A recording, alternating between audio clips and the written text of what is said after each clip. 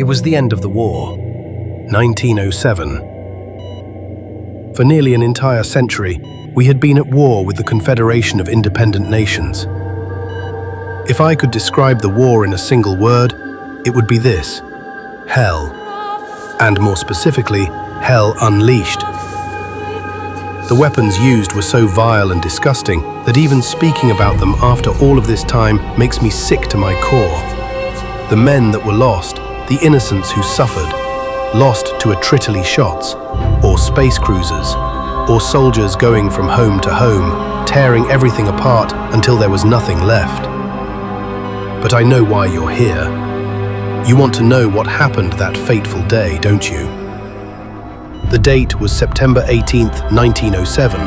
Prior to this point, the war had been at a stalemate for 70 years, but starting in the 20th century, the C.O.P.O. president authorized Project Nuclei, meaning all of the weapons and advancements created by the scientists in charge of reviving the Salvatore would be finally used in war, and thus chemical warfare, Grativa's bombs, invincible black armor that could shallow up standard weapons like snacks. You name it, we had it. Because of this, the Confederation began to lose their strength and numbers. By 1907, we had pushed them back, all the way back to their home planet, and soon only the mission was left for the C.O.P.O. to do: conquer and destroy Caroluses. However, we were built with a chip which could stop all emotions and thinking, like someone could take over our mind and make us do what they want. And so, with how already bloodthirsty the army had become, and an insane leader who wanted the entire Confederation wiped from the face of the earth, we had very little choice. That's why, on September 18th, 1907, while peace negotiations were going on, we got the order: annihilate the Confederation for good. And so, that's when 500 billion soldiers charged into the capital with tanks, jets, machine guns, bombs, and lay waste to the entire city. I remember everything, but it felt like I had no control over me. All I felt was this intense anger to kill everyone that was in that city. No survivors would be left alive.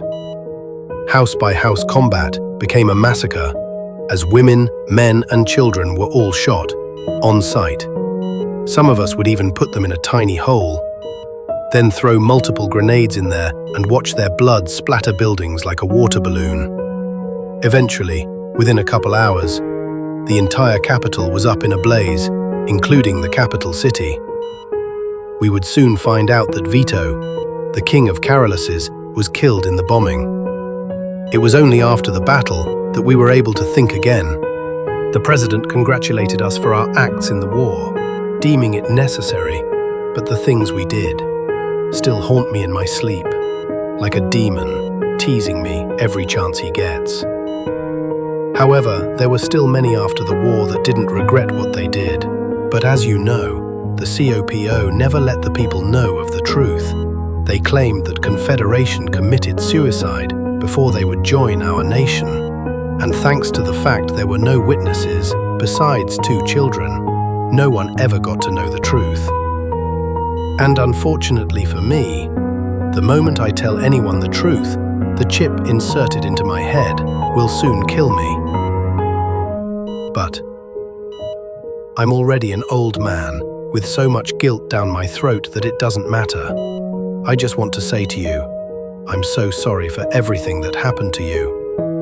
You didn't deserve the hell you went through. Sometimes we trust our governments and leaders so much that we forget to think for ourselves. Stop the C.O.P.O. You must find a way, kid, to avenge not only me, but the ones you love. Finally, I can feel it. The demon is gone.